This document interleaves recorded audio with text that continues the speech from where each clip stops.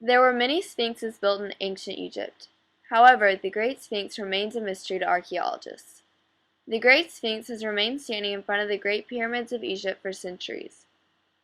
Archaeologists believe that the pharaoh Khafre built it during his reign from 2540 to 2514 BCE.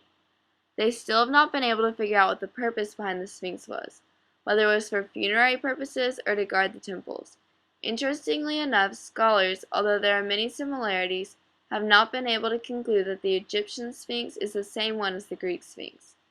Standing 66 feet tall and 240 feet long, it is the biggest sculpture made out of a single block of stone in the world today. Khafre built it out of limestone bearing his face, along with the image of Ra and Horus. The statue used to have a nose and a beard that was braided, but they both have broken off. The top of its head is flat, which makes archaeologists come to the conclusion that the Sphinx once held objects. The Sphinx wears a headdress similar to the ones the pharaohs used to wear as a demonstration of power. Although the paint must have gradually worn off over time, small remaining patches of paint on the top of the Sphinx's head show that it might have been brightly painted at one point.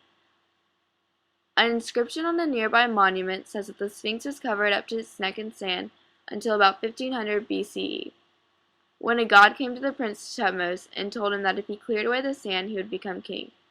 The prince followed the god's instructions and his title changed to King Thutmose. The Sphinx was later buried again, protecting it from harmful sand blown around in the wind. When Napoleon invaded Egypt, they found the Sphinx and removed some of the sand around it. Giovanni Battista Caviglia excavated the rest of the Sphinx and gave the pieces of beard that he found to the British Museum in London because wealthy Englishmen had provided the money for his expedition. Visitors nowadays can buy tickets and go see the Sphinx up close. Wind, sand, and air pollution continue to damage the Great Sphinx, however.